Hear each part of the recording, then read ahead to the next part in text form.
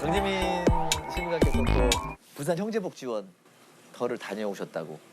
네. 그 터는 형제복지원 터는 이제 없고 아파트가 이제 많이 서 있어요. 여기는 어떻게 갈 생각하셨어요? 형제복지원은 워낙 뭐 대표적인 인권 유린 사건이죠. 한국판 홀로코스트라는 별명이 있는 사건이니까 범죄라고 하면 이제 제일 먼저 눈에 들어왔죠. 근데 거기 지금 아마 남아있는 게 별로 그렇다면서 좀 흔적이라도 좀 있지 않을까.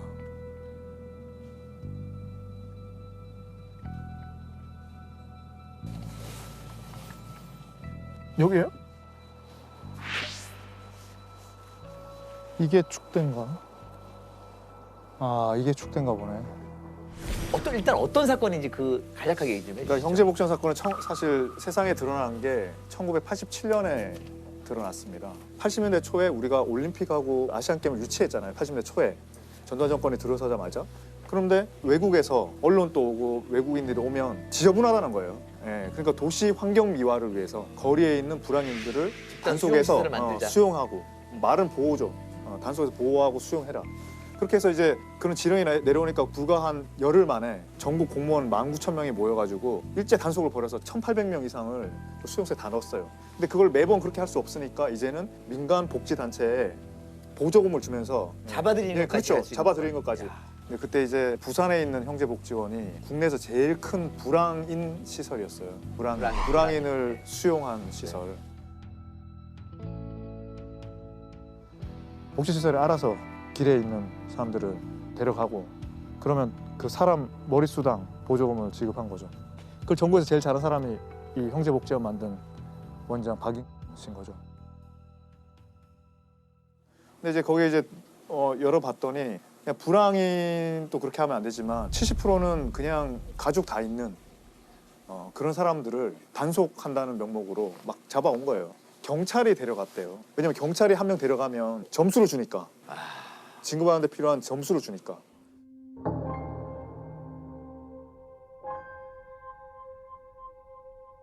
근데 그 중에서 확인된 사망자만 513명 그 안에서. 근데 한번 들어가면 못 나오는 거예요.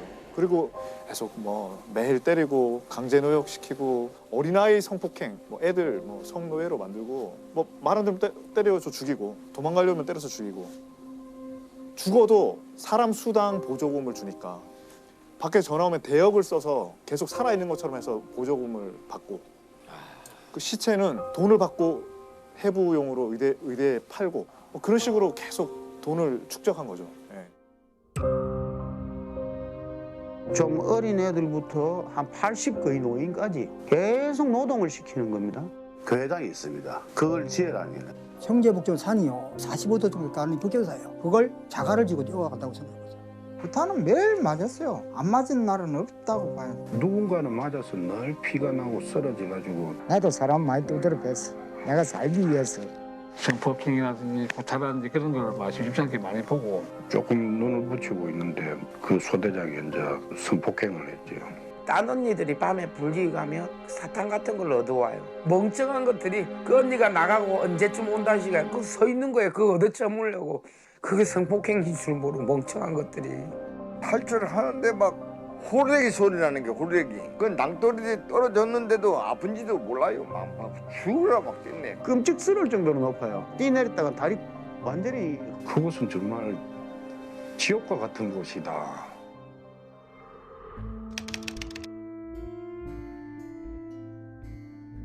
그 터는 형제복지원 터는 이제 없고 아파트가 이제 많이 서 있어요. 이쪽인가? 이쪽이었죠. 여기예요?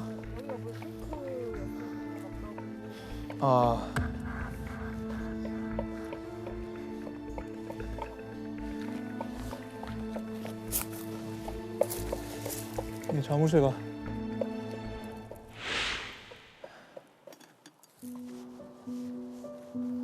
이게 축대인가?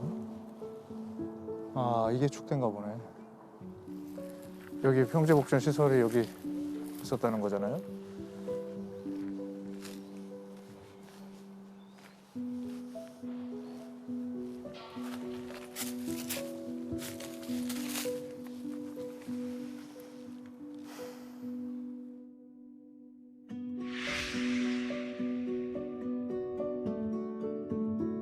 그 자유를 침해할 수 없게 만든 게 법인데 그때 법이 작동을 안 하는 거죠.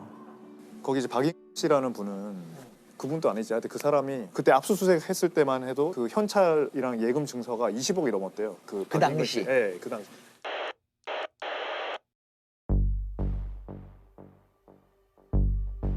알려졌던 발각이 된 건가요? 네, 한 검사가 네. 꿩 사냥을 하러 다니다가 뭐 개들을 막 풀어놓고 사람을 지키고 거기 막 사람을 뚜루 패고 강제 노역을 시키는 거 보고 이상하다. 왜 저런 일이 있지? 하면서 이제 경찰을 잠복시켜서 계속 촬영하게 하고 했는데 압수수색을 해서 들어갔더니 이제 그런 일들이 벌어진 거를 이제 정말 잡은 그 거죠. 검사분이 꿩사냥 안 했으면 그거 모를 수도 네, 있었던 그렇죠. 거잖아요. 계속 몰랐던 거죠.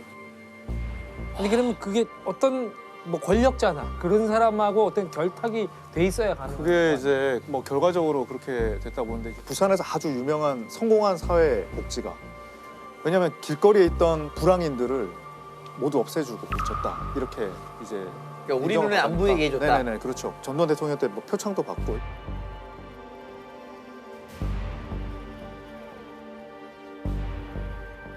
유력 인사였던 거예요. 그렇죠. 완전히 그렇죠. 유력 인사였죠. 숨어서 그런 짓을 한 게 아니고 그렇죠. 시민들도 좀 이름도 거리가 알고 깨끗해졌으니까. 됐죠. 예. 그러니까 정부에서 표창을 받았다니까. 그렇죠. 훈장을 받았다니까.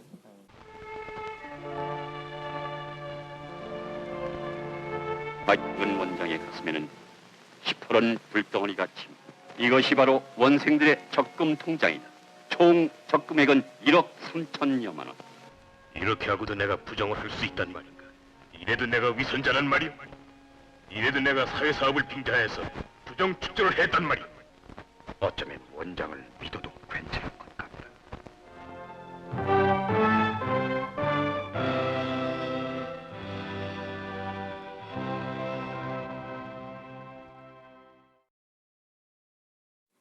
그런데 이제 문제는 그 사람이 받은 처벌 때문이잖아요. 그러니까 특수감금죄는 무죄가 난 거예요. 특수감금죄라는 거는 감금시켜놓고 가혹행위를 하면 특수감금죄가 되거든요.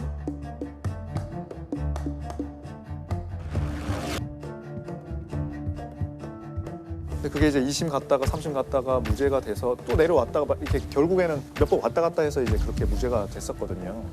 근데 이제 왜 어떻게 그게 특수감금죄가 그 사람들이 사람을 막 함부로 가두고 잡아가고 수용하고 한 거는 내무부 훈령 410조로 한 거거든요. 근데 그 훈령은 그냥 내무부 안에서 공무원들만 지키는 거지 국민들한테 권리 의무를 제한하려면 법률이 있어야 돼요. 그리고 그렇게 법률이 있어도 사람을 가두는 법률은 영장주의를 지키지 않으면 무효예요. 아무리 법률을 만들어도 판사의 영장 없이 사람을 그렇게 감금할 수가 없어요. 근데 이제 그 다 위헌인 거죠, 위헌. 네, 네. 위헌이고 불법이고 무효인데 근데 정당행위라는 게 있어요. 형법 20조가 정당행위인데 그거는 법령에 의한 행위. 그거는 정당행위예요. 그러니까 그 법령에 의한 행위라는 거죠. 그것 때문에 예, 대법원은. 근데 그거는 사실 위헌인 법령은 여기 해당되지 않는 거거든요. 근데 무죄가 났죠.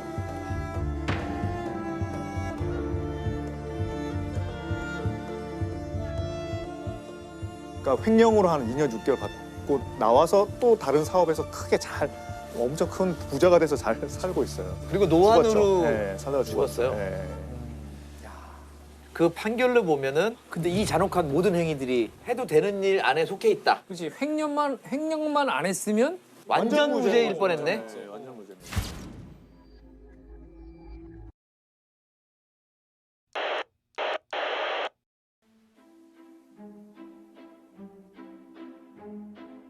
근데 이게 불황자들을 역사를 잠깐 보니까 전근대 사회에서는 불황자에 관심이 없었고요. 사회가 당연히.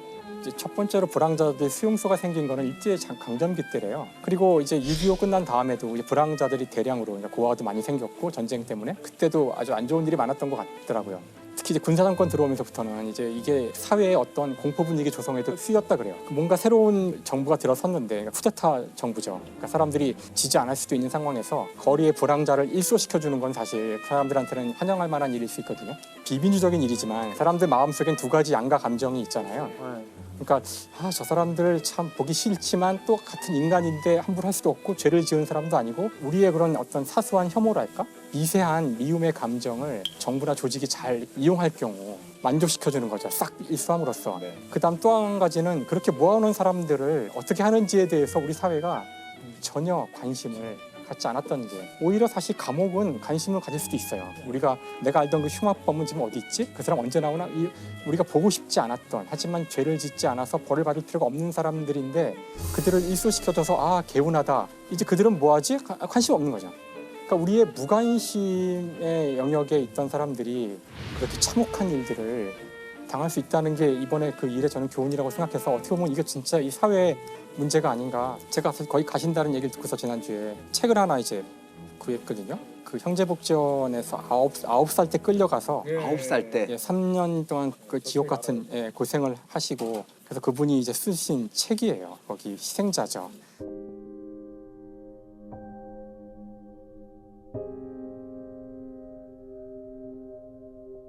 굉장히 아주 안타까운 케이스인데 아버지하고 자기 누나도 같이 끌려 들어가서 그 두 사람은 너무 이제 고생을 해서 그런지 정신병원에 가시고요. 자신도 나왔지만 아무도 자기를 더 이상 반기지도 않고 그래서 오히려 나와서 불황아가 된 거죠. 이분의 이 책이 여기 이제 아이일 때 그 사진이거든요.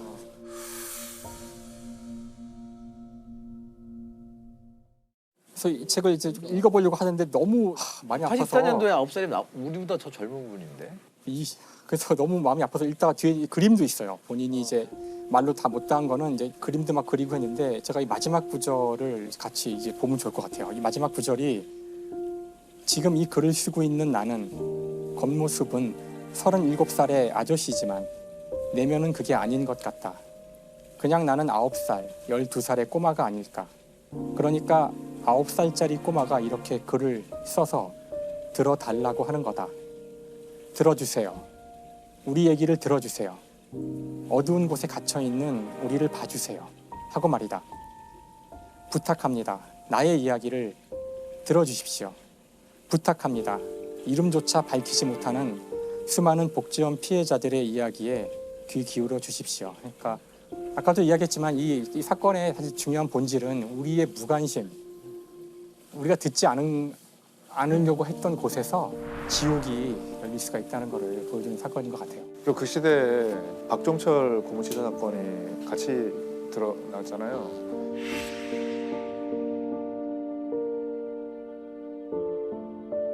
그거는 사실 서울대생 박종철 고문치사 사건이 이렇게 계속 이렇게 이야기가 됐고 저기는 513명이나 죽었는데 확인된 것만.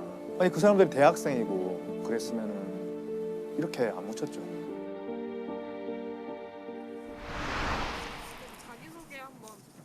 어떻게 소개를 해야 될까요? 저는 1976년 8월 17일생이고 형제복지원에서 생활했고 지금 살아있는 생존자 피해 생존자 대표 한종선입니다. 형제복지원이 어떤 곳이었냐라고 이야기하면은 딱 하나는 지옥이라고밖에 말을 못할 것 같아요. 그래서 저희 누나와 아버지 같은 경우에는 지금도 정신병원에 있고요.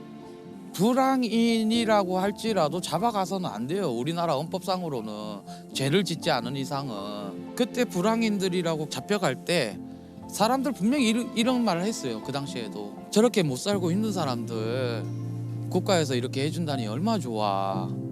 저런 사람들 추위에 떠는 것보다 저기 들어가서 밥이라도 실컷 먹는 게 얼마나 좋아. 이 자체가 폭력행위라는 거죠. 결과적으로 시민들 박수 쳤지만은 선의의 박수를 쳤지만은 자기 이웃들이 잡혀간 거고 자기들이 잡혀간 거예요. 결과적으로. 복귀가 불가능하죠. 왜냐하면은 많게는 12년까지 갇혀 있었던 사람들이 가족이 다 흩어졌고 집이 어디 있는지도 모르고 그러니 돈 한 푼 없이 길거리 나가서 갈 데가 없는 거죠. 누군가는 이 사건 해결해 주겠지 믿었단 말이에요. 그리고 나서 2007년이 됐음에도 누구도 형제복지원 사건에 대해서 인지를 하거나 재수사를 요구하거나 이런 게 없었어요. 그러면서 이제 제 나름대로 고민을 하면서 공부를 했던 거예요. 집에서. 원장이 아직 살아있을 때니까 그때는 내가 갑자기 이렇게 형제복지원을 들고 나왔을 때 박근한테 또다시 잡혀가서 죽지 않을까 이런 걱정에 내 자료를 찾는 데 최선을 다한 거예요. 네.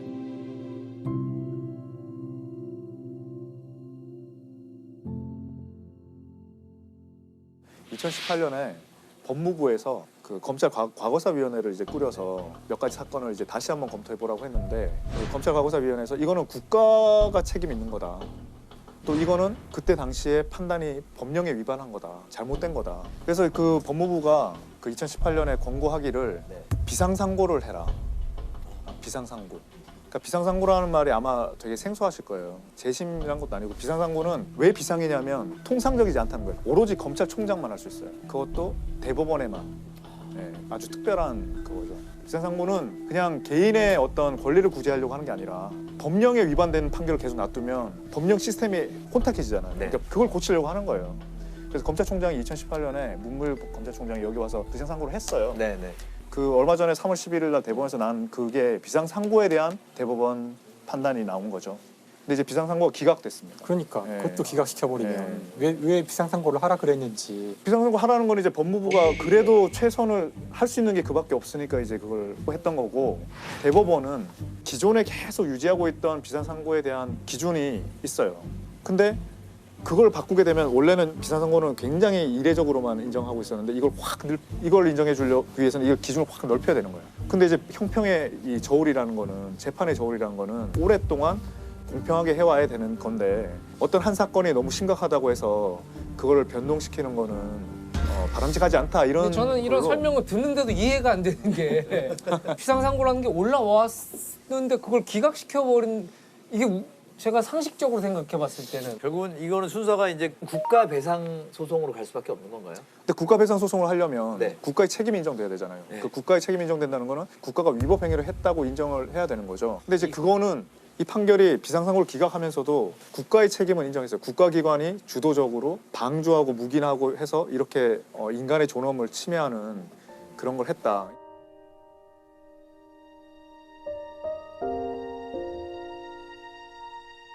그 판결 이유서가 어떤 사람들은 사탕발림이다, 자기 대법원 면피하기 위함이다 라고 이야기하겠지만은 선례라는 게 있잖아요. 선례를 남겼기 때문에 우리는 최소한 인간의 존엄성을 지금 또 한 번 확인받았다. 인간 취급을 못 받고 우리가 살아왔는데 모든 사람의 인간의 존엄성은 평등하다라는 것을 이야기를 하고 부여해 준 부분이 나는 일단 고마운 거예요. 그래서 이제 우리의 싸움은 과거사위원회가 철저하게 조사하냐 못하냐의 싸움인 거예요. 대법원도 고심을 한 것 같아요. 그러니까 판례를 바꿀까도 생각했던 것 같아요. 왜냐하면 전원합의체까지 갔거든요. 근데 약간 절충을 시도했던 것 같아요. 제가 이게 한 번 내린 판결에 대한 그걸 되돌리는 것이 불러올 여러 가지를 굉장히 많이 생각하는 것 같아요. 그렇죠. 그게 좀 중요할 수도 그런- 있어요. 예. 그게 무너지면 그거를 좀 위험이라고 생각하는 거 사회에 같고. 위험이 될 수도 있으니까. 근데 법이라는 것이 이제 굉장히 나라마다 보수적인 거죠. 다르겠지만, 예. 법이라는 것 자체가 뭘 하나 딱 그걸 지키자는 거죠. 딱 지키자. 네. 딱 그 법의 속성이라는 것 자체가 그러니까 약간 움직이지 않는 거죠. 유동성이나 뭐 플렉서블한 거보다는 이건 웬만하면 안 변하는 걸로 놔두려고 하는 게 더 큰 거죠. 만약에 심의관님이 아까 그 비상상고에 대한 걸 결정할 수 있는 권한이 있는 저한테는 인정해줬습니다. 왜냐하면 그런 법이나 판례나 그런 기준이라는 거는 대개 동생을 막론하고 어떤 큰 사건 때문에 어떤 사건을 계기로 변하거든요. 그냥 아무 사건도 없이 어느 날 우리 한번 기준을 바꿔볼까? 이렇게는 잘 안 되거든요. 우리가 뭐 국회를 봐도 그렇죠. 뭐 정인입 관련해서도 또 이번에 여러 가지 입법이 되고, 그리고 그 계기로 그 동력으로 법을 통과시켜서 바꿨거든요. 바뀌어가는 거죠. 네네. 근데 하물며 판례도 저는 형제복지원을 계기로 좋은 기회인데 좀 더 사실. 넓힐 그렇죠. 맞아요. 우리가 동력으로 좋은 기회. 그 모두가 다 동력으로 동의할 할 수 있는 좋은 건데. 또 언제 또 그런 기회가 올지 맞아요. 모르는데. 근데 그건 또 저의 생각이고, 또 다른 법관들은 이럴 때는 확 넓혔다가 또 줄여야 되는 사정이 생기면 또 줄이고, 그 맨날 이렇게 할 거야? 이런 거죠. 그게 뭔 기준이야? 이렇게 되는 거죠. 근데 고민을 뭐 많이 너무 힘들 것 같아요. 힘들어서 제가 그만두지 않았습니까? 근데 지금 법을 만드니까 되게 좀 재밌고 좋아요. 옛날에 법은 전부 다 저는 과거지향적으로 생각했거든요. 근데 이걸 뒤집는 순간 미래가 열려요. 아직 공직에 계신 건데 방송 나오시는 거는 문제 없이 나오시게 됩니다. 예를 들면 아까 뭐 제가 대법관이었으면 비상상고를 인정합니다. 그러네. 이런 거라도. 위험한 이거 되게 발언. 대담한 나라신데 괜찮으세요? 양 PD 이거 좀 내보낼 거 생각해보고. 아닌가요? 혹시 갑자기 정심이관 잠깐 면담 다음부터 못 나오고 이해부터 못 나온 사람이 앉아가지고.